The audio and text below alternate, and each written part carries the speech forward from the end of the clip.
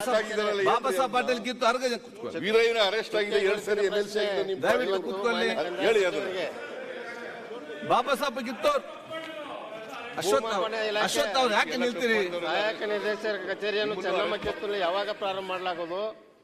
ಈ ಕಚೇರಿ ಪ್ರಾರಂಭಿಸಲು ವಿಳಂಬವಾಗಲು ಕಾರಣಗಳೇನು? ಕಂದಾಯ ಸಚಿವರು ಅಡ್ಜಸ್ಟ್ಮೆಂಟ್ ಬೇಕಾಗಿಲ್ಲ. ನಮ್ದು ಪಾರ್ಟಿ ಸ್ವಚ್ಛ ಆಗ್ಬೇಕು, ನಿಮ್ದು ಪಾರ್ಟಿ ಸ್ವಚ್ಛ ಆಗ್ಬೇಕು. ಯತ್ನಾಳ್ ಅವರೇ, ನೀವು ಸೀರಿಯಸ್ ಮಿನಿಸ್ಟರ್ ಆಗಿದ್ದೀರಿ, ನಿಮ್ಗೆ ಸೀರಿಯಸ್ನೆಸ್ ಅಲ್ಲ ಸರ್, ಈಗ ಕೇಂದ್ರದ ಮಂತ್ರಿ ಆಗಿದ್ದವರು ಏನಂತ ಗೊತ್ತಿರಲ್ಲ, ಏನ್ ಮಾತಾಡ್ತೀವಿ ಅಂತ ಗೊತ್ತಿರಲ್ಲ, ಯಾವ ನಿಲುವು ತಗೊಳ್ತೀರಿ ಅಂತ ಗೊತ್ತಿರಲ್ಲ. One changing your stand always. ಒಂದ್ಸಾರಿ ಹೇಳ್ತೀರಿ 2,500 ರೂಪಾಯಿ ಕೊಡಬೇಕು, 2,500 ಕೋಟಿ ಕೊಡಬೇಕು, ಚೀಫ್ ಮಿನಿಸ್ಟರ್ ಆಗ್ಬೇಕಾಗಿದೆ ಅಂತ ಹೇಳ್ತಾರೆ.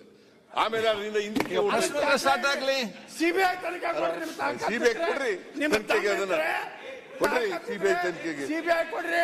ನಿಮ್ ಸರ್ಕಾರ ಇದ್ದಾಗ ಯಾಕೆ ಕೇಳಲಿಲ್ಲ? ಸಿಬಿಐ ಕೊಡ್ಬೇಕು ಅಂತ ಯಾಕೆ ಕೇಳಲಿಲ್ಲ?